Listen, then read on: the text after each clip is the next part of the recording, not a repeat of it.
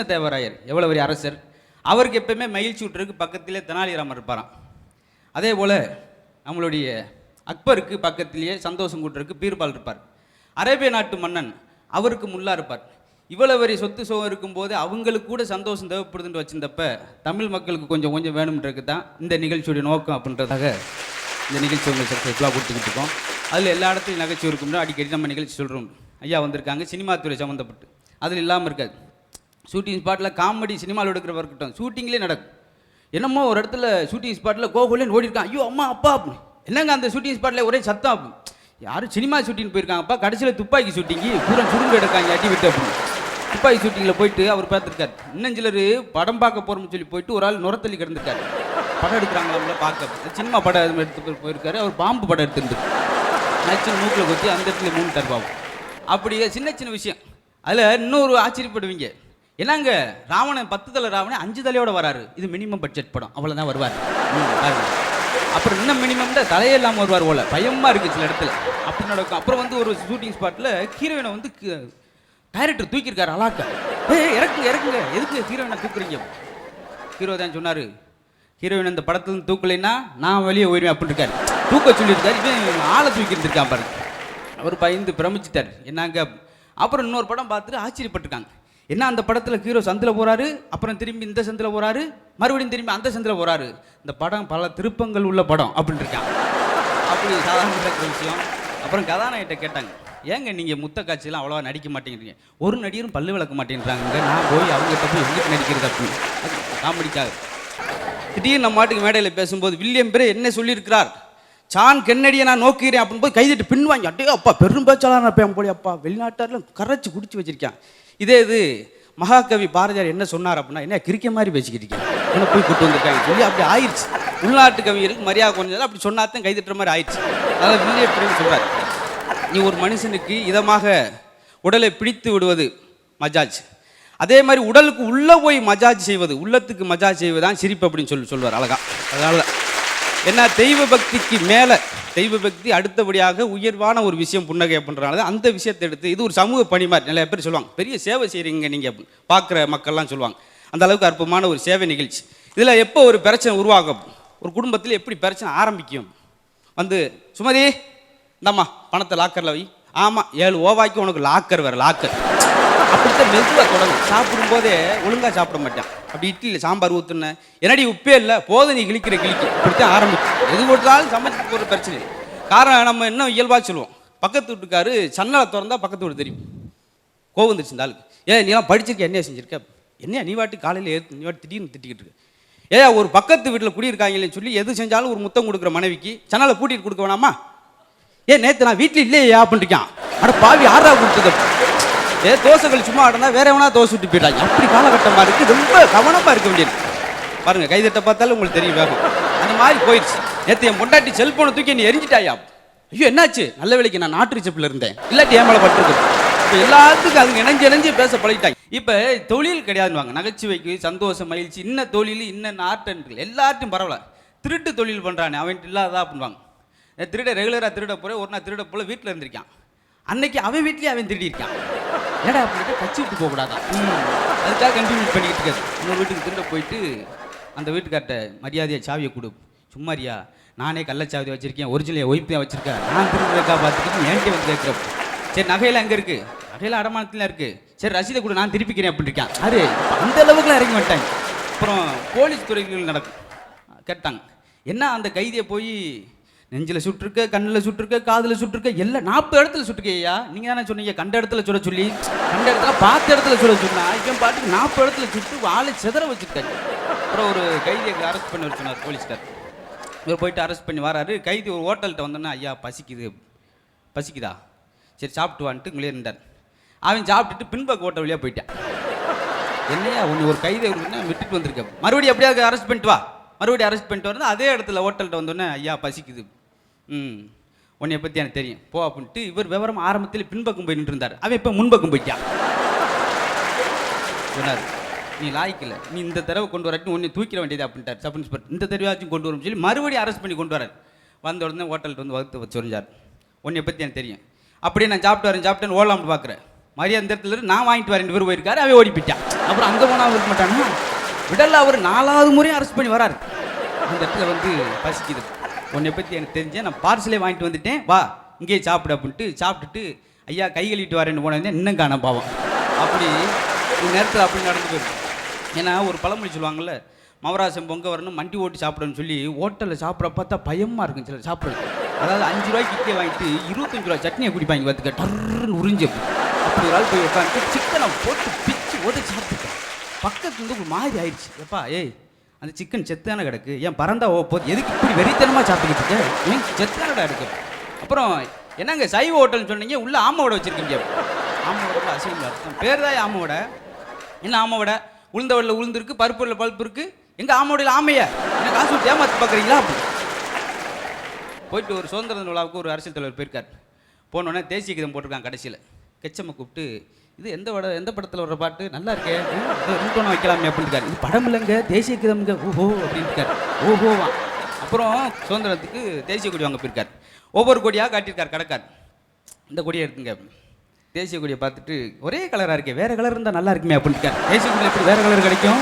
அவர் அப்படியே ஏன்னா இப்பெல்லாம் பார்த்துட்டு பேப்பர் ஒரு ஆள் தலைகளாகவே எழுதி விட்டார். அப்புறம் ஒரு தடவை பாகிஸ்தானுக்கும் இந்தியாவுக்கும் தடுப்பு வேலி போட்டிருந்தாங்களாம் ஸ்ப்ரிங்கிலே. அப்படி சரியாக போட முடியாமல் நம்ம ஆள் ஒரு ஆள் அரசியல் தலைவர் அங்கே பாகிஸ்தானில் போய் விழுந்துட்டார். அவங்க பிடிச்சிட்டாங்க. என்ன தீவிரவாதியா? இல்லைங்க, நான் இந்தியாவில் அரசியல்வாதியாக இருக்கேன். எப்படி நான் நம்புறது? எங்கள் உங்கள் தேசிய கீதத்தை சொல்லி, ஐயோ தெரியாதுங்க, அப்போ நீ அரசியல்வாதியா போ அப்படின்ட்டுக்காரு. ஏன்னா தெரியுதுங்க கரெக்டாக நீ தான் இருப்போம் அப்படின்னு சொல்லி.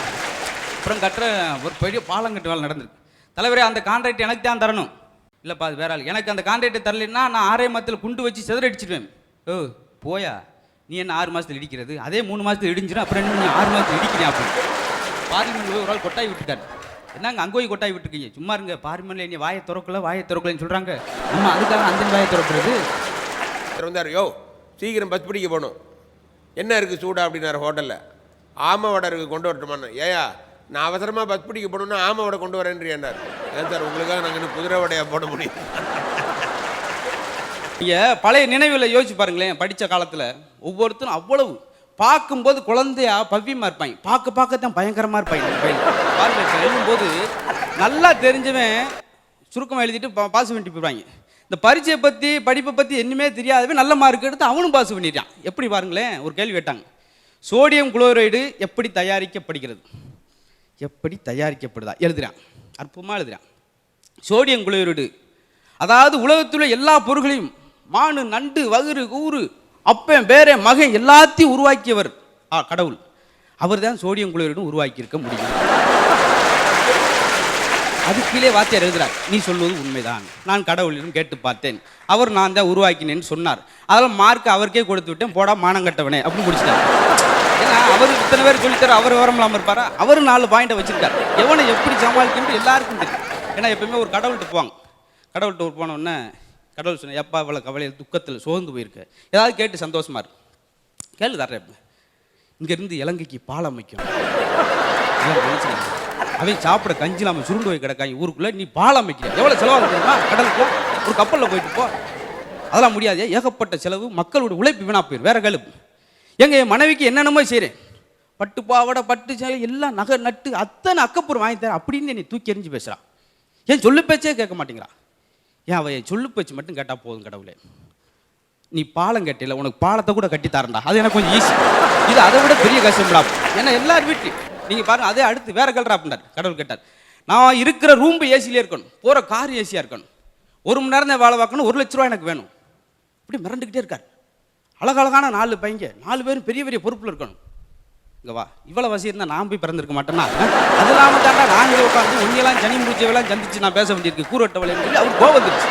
அப்படி ஏன்னா அப்போ பேசிக்கிட்டு இருக்கும்போதே, கடவுளை நீங்கள் வாட்டுக்கு வந்து இருக்கீங்க, அவன் பாட்டு கீழே உழுது என்ன அக்கப்பூர் பண்ணுறாங்க தெரியுமா, வாயை திறந்தா பொய்யா பேசுகிறாங்க, கடவுளே அதை பற்றி அதை கண்டுக்கிறீங்களா, உங்களுக்கு தெரியுமா, கீழே எவன் போய் பேசினா எனக்கு தெரியுமா, எப்படி கடவுள் இங்கே இருந்து தெரியும், இந்த பார்த்தியா ஒரு ஸ்க்ரீனை காட்டினார், பெரிய தர 70 mm மாதிரி, ஒருத்தர் ஒரு போய் பேசினா பட்டக்குன்னு ஒரு புள்ளி வரும், 2 போய் பேசினா 2 புள்ளி வரும், அப்படி பேசிக்கிட்டு போது மட்ட ஒரு 1 லட்சம் புள்ளி வந்திருக்கு. கடவுளே என்ன இருறா, டிவியில் செய்தி போட்டுக்கிட்டு இருக்காங்க, அடிச்சு நம்ம மக்கள்கிட்ட மகிழ்ச்சிக்கு பஞ்சம் இல்லை பண்ணுவோம். ஏன்னா எத்தனை வெளிநாட்டுக்காரனாலும் நம்மளால் தனியாக இருப்பாங்க. பார்த்துருக்கீங்களா, ஒரு இது நடந்துச்சு போட்டி, என்ன போட்டினா ஆரம்பிச்சிருக்கேன், நேற்று என் கனவுல கடவுள் வந்தார், வெளிநாட்டுக்கார். இன்னொரு ஆள், நான் நேற்று கடவுள்கிட்ட 1 மணி நேரம் பேசினேன். 3வது ஆள், நீயே தான் சொல்லி அம்மாவில், நான் உங்கள் 2 கனவுல வரலையே அப்படின்ட்டு இவனே கடவுள் ஆகிட்டான். பேச்சில் ஒரு ஆளை வளர்க்குறது எப்படின்னா, இந்த மாதிரி நகைச்சு உணர்ச்சி நிறையா விஷயங்களை கேட்க கேட்க நம்மளுக்கும் கற்பனை சக்தி அதிகமாக வந்துருவாங்க. அதில் ஒரு வெளிநாட்டுக்கார ஆரம்பிக்கிறார். எங்கள் நாட்டில் ஒரு 10 அடி தோண்டம்ங்க குழி. உடனே வயர் வந்துச்சு. அன்றைக்கே பார்த்தீங்கன்னா நாங்கள் வயரில் தொலைபேசியில் பேசியிருக்கோம். நாங்கள் 50 அடி தோண்டம்ங்க, அப்போ வயர் வந்துச்சு. இன்னொரு நாட்டுக்கார் அப்பையும் பாருங்கள், அந்த காலத்தில் நாங்கள் ஒரு 100 வருஷத்துக்கு முன்னாடியே தொலைபேசியில் பேசியிருக்கோம். நம்மால் சொல்கிறேன், நாங்கள் தோண்டிக்கிட்டே இருந்தோம், 1000 அடி வந்துச்சு. நம்மால் வயரே இல்லை பத்தியா, அன்றைக்கே செல்ஃபோனில் பேசியிருக்கோம்டா, செவிட்டு போயிடலாம் போங்கடா அப்படின்ட்டாங்க. இந்த விஷயம் எல்லாருக்கும் வராது. அதனால் இயல்பாக நகைச்சுவைன்றது நம்ம மக்களுக்கு அதிகமாக இருந்தால் கூட இந்த மாதிரி நிகழ்ச்சியில் மேலும் மேலும் அவங்க இரட்டி பார்க்கறதுக்கான ஒரு அற்புதமான படைப்பு. அதுக்கு நீங்கள் கொடுக்குற அற்புதமான வரவேற்புக்கு நாங்கள் அந்த நன்றி சொல்லி ஆகணும். அதனால் தமிழ் நெஞ்சக்கு நன்றி சொல்லிட்டு, எப்பவும் போல் ஒரு ஆள் முட்டம் தெரிந்த ஒரு முனிவர்கிட்ட போகிறார். வாழ்க்கையில் நிறைய கவலைங்க. அவர் சொன்னார், அப்படியா, என்ன கவலையை போக்கு பார்க்குறேன், முடியலை. சரி இந்தா அப்படின்னு ஒரு சாப்பாடு பொட்டலத்தை கொடுத்தார். வச்சிரு, ஒரு 2 நாளைக்கு வச்சு நான் வாங்கிக்கிறேன். சென் கொண்டு போயிட்டேன். கொண்டு போய் முதல் நாள் நைட்டு படுத்திருக்கார். ஒரு மாதிரி நெருடலாக ஒரு சின்ன சுமல் வந்துச்சு, ஒரு கெட்ட வாடை. மறுபடியும் அடுத்த நாள் பரவாயில்ல வச்சுருந்தார். ரொம்ப வீட்டுக்குள்ளே இருக்க முடியல, ஒன்றுமே செய்ய முடியல. 3வது நாள் அதிகபட்சமாக வீடே குடலை பரட்டுற மாதிரி ஆயிடுச்சு. தூக்கிட்டு போய் வெளியே தூக்கி எறிஞ்சிட்டேன். இன்னும் இது இருக்கக்கூடாது.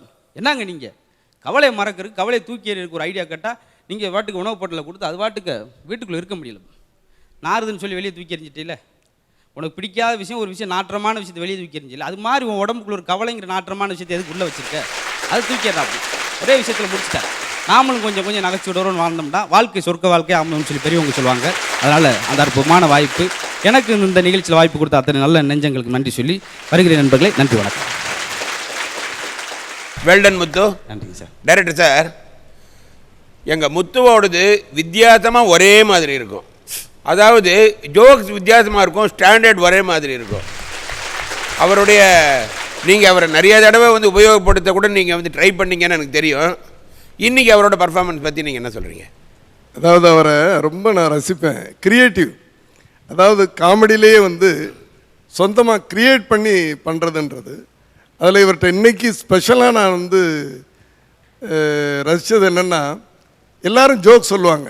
ஜோக் சொல்லும்போது நம்ம இந்தியன்ஸை கேவலப்படுத்துவாங்க எப்போவுமே. அவன் அதை பண்ணால் இதை பண்ணால் நம்மால் வந்து தோசை விட்டுக்கிட்டு இருக்கிறான் அப்படிம்பாங்க. ஆனால் இதில் ஒரு சொன்னதில், அவன் 10 அடி தோண்டினா வயர் வந்துச்சு, அவன் 50 அடி தோண்டினா வயர் வந்துச்சு, நம்மால் 1000 அடி தோண்டினா வயர் வரல, அப்போவே வயர் இல்லாமல் செல்ல பேசுகிறான்டா தமிழை. ஸோ அந்த தமிழ்நாட்டு அந்த தமிழ் உணர்வு இருக்குது பாருங்கள். அந்த ஜோக்லேயே எப்போவுமே வந்து சில கேவலமான ஜோக்ஸ் சிரிக்க வைக்கிறது மட்டும் ஜோக்ஸ் இல்லை, சிந்திக்க வைக்கிறதும் ஜோக்கு தான். சிரிக்க வச்சு அதே நேரத்தில் சிந்திக்க வைக்கிறீங்க பாருங்க, அந்த கிரியேஷன் தான். அது ஒரு காமெடியனுக்குள்ள ஒரு உணர்வு இருக்குது, ஒரு சோஷியல் உணர்வு இருக்குது. பாராட்டுக்கு ரொம்ப நன்றிங்க சார். நன்றி. செல்ஃபோன் வச்சுட்டு ஒரு ஆள் போன் அடிக்கிறார். ஐயோ தீயணைப்பு நிலையமா, உடனே வாங்க, அங்கே தீப்பிடிச்சி எரியுது. எங்கெங்க தீப்பிடிச்சி? அப்படியே பின்னாடி வாங்க.